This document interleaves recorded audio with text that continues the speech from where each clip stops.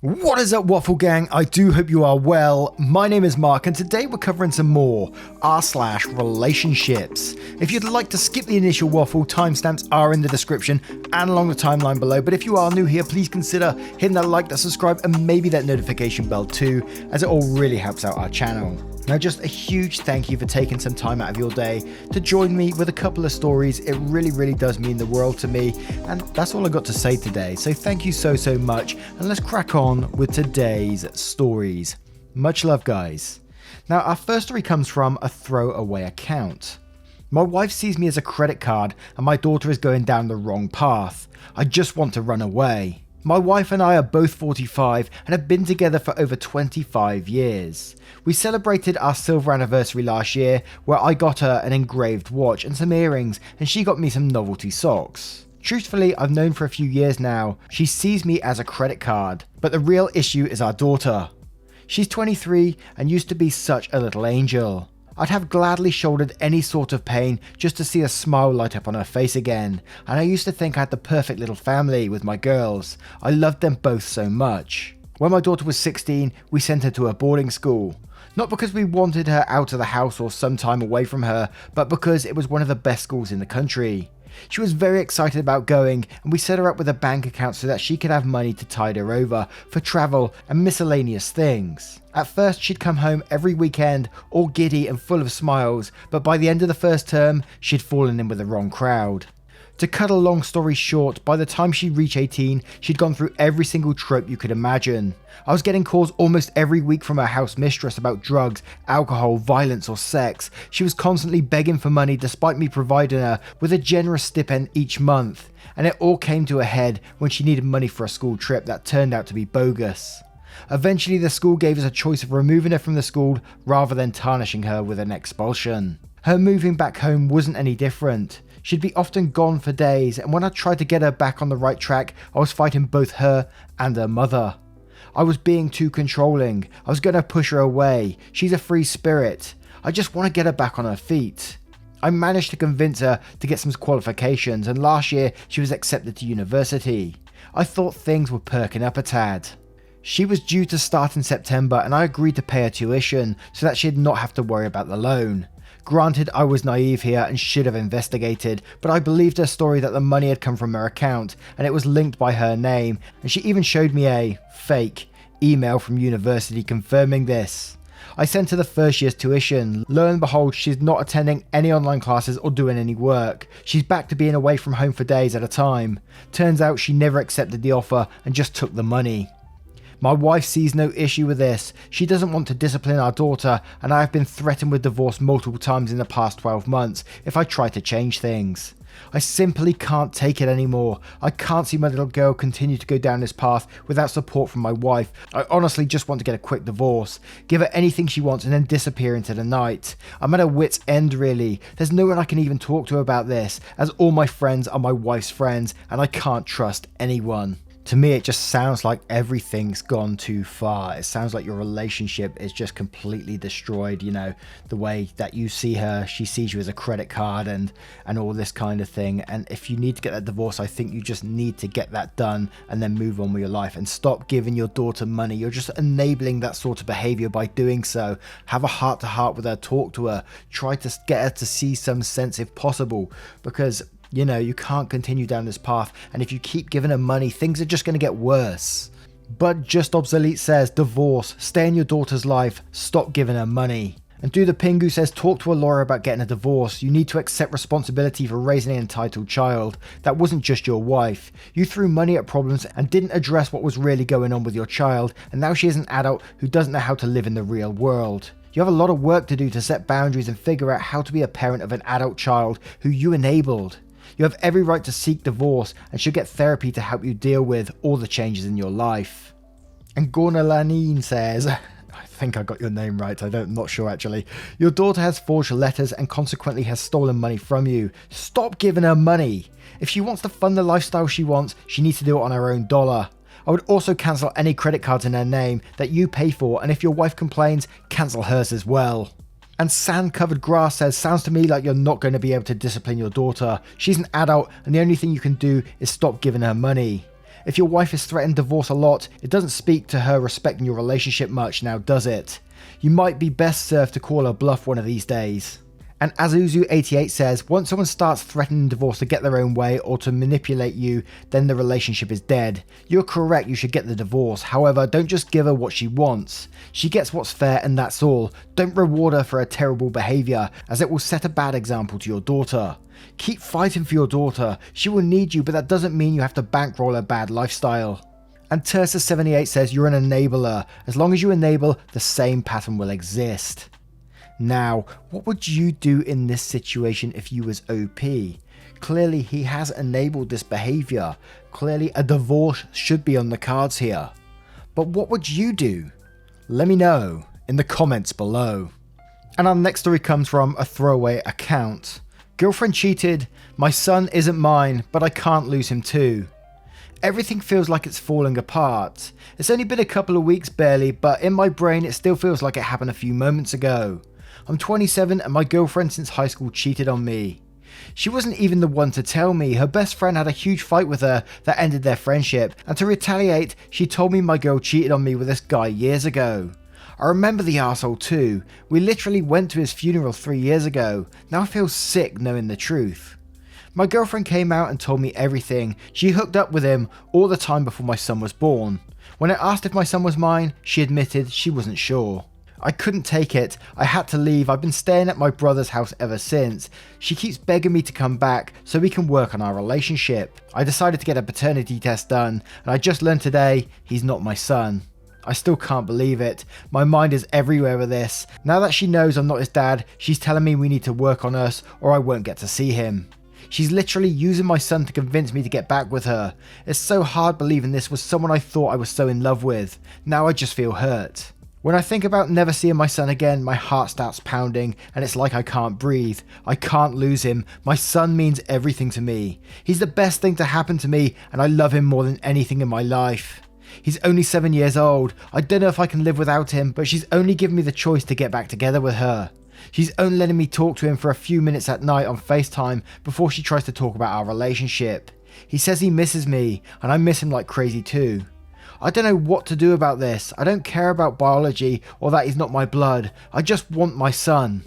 My first thought when coming into this one is like, isn't his name on the birth certificate? Because surely he would have noticed when the baby was born if his name was on there or not. And if his name is on there and he's been in this child's life for its whole life, then surely he must have some leverage to still be in a relationship with this child. I certainly wouldn't get back to this girlfriend who is now manipulating you after cheating on you too, which is absolutely ridiculous. But I would certainly carry on fighting for that child. I mean, it sounds like there's a lot of love there, so please keep doing you. I really do hope you get to see your boy, because that must be heartbreaking for you, and I can tell just by reading those words how much it hurts. But Visa Card says, honestly, I'd seek legal advice. For all intents and purposes, you're that boy's dad and you both deserve to be able to have a relationship, regardless if you're with his mother, which by the sounds of things you don't want to be. It's pretty sick of her to treat you this way. I'm very sorry you're stuck in this situation, but really, legal advice and maybe take therapy for you to be able to express how you're feeling, because this is a lot to be dealing with. And OP does reply saying, I can't believe she would do this to me. First she cheated and lied, but now she won't let me see my son if I don't go back with her. That's too much for me. I can't get back with her ever. I just want to have a way to still be in my son's life. Thank you for this. I'll try to see what legal help I can find. And Gilly J says, yes, get some legal advice. Did you sign the birth certificate? That might give you some leverage.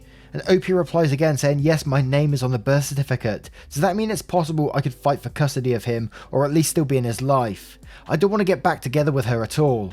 And the Jedi girl replies to this saying, if your name is on the birth certificate and you've been in this child's life this whole time, you're legally the father.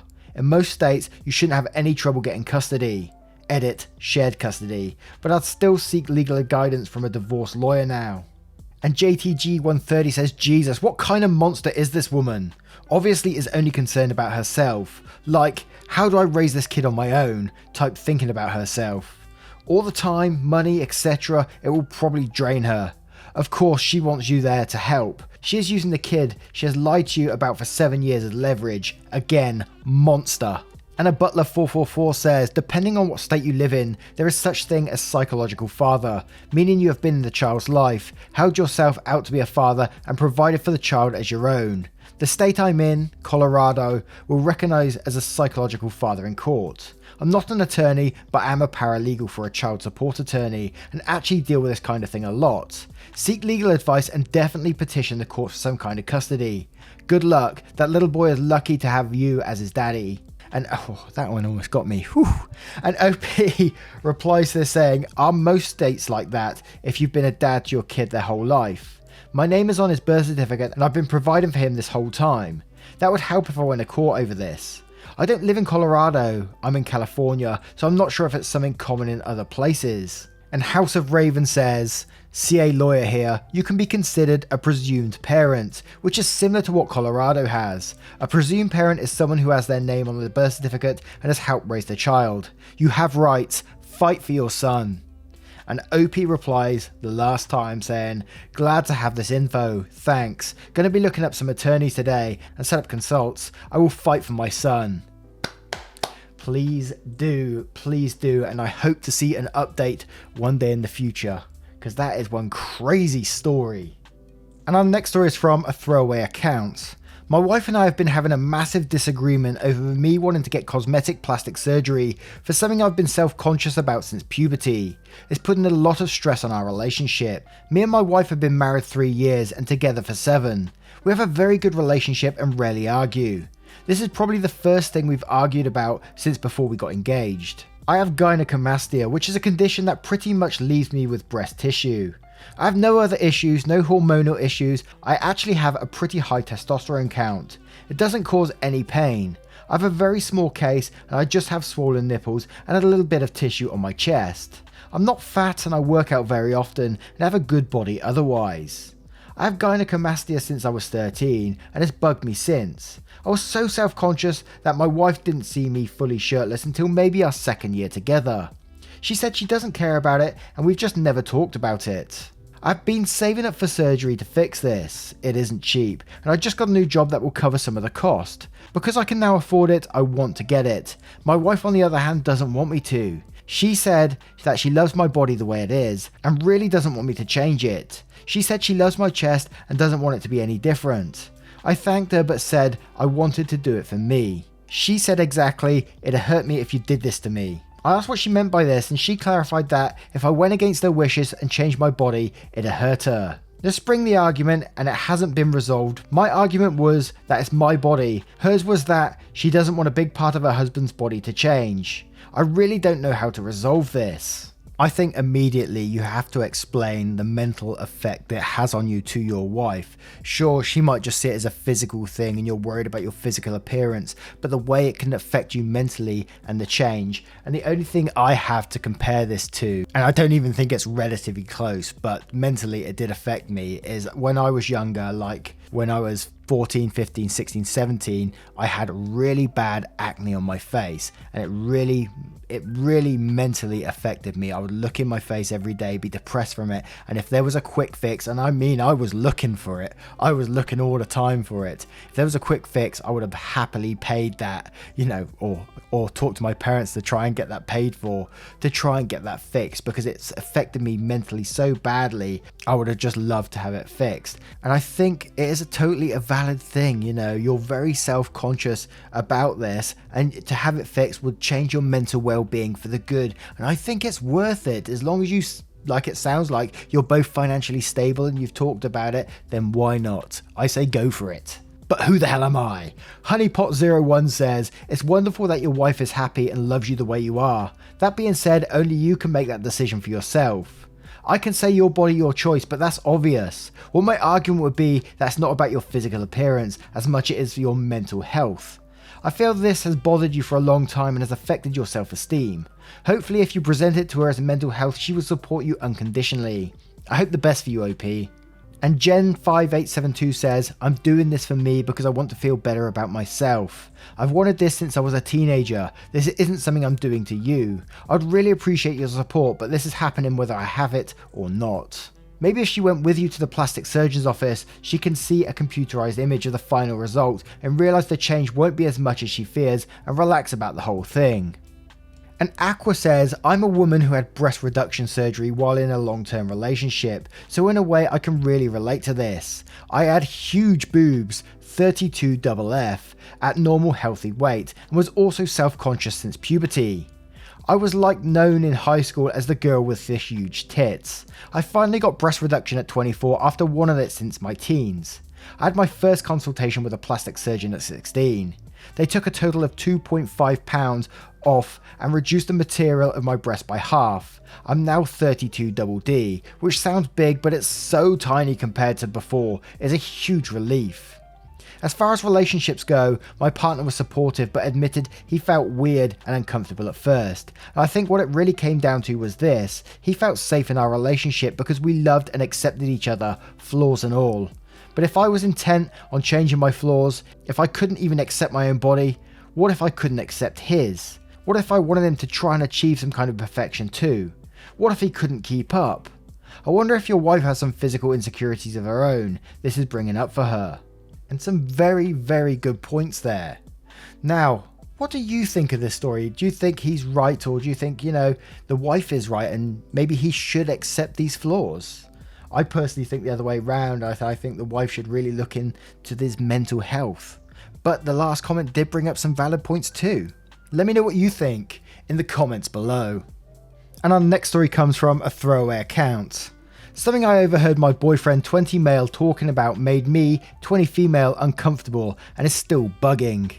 My boyfriend and I live together. We have our own place. Both of us come from relatively well-off families and both of them help pay for the house. I just wanted to explain that because I know someone will ask how a couple so young already has their own home. Last weekend, my boyfriend had a few friends over to the house. I usually stay out of the way when they're over, so I just went upstairs while they were downstairs. I wanted to grab something from the kitchen, so I started heading that way.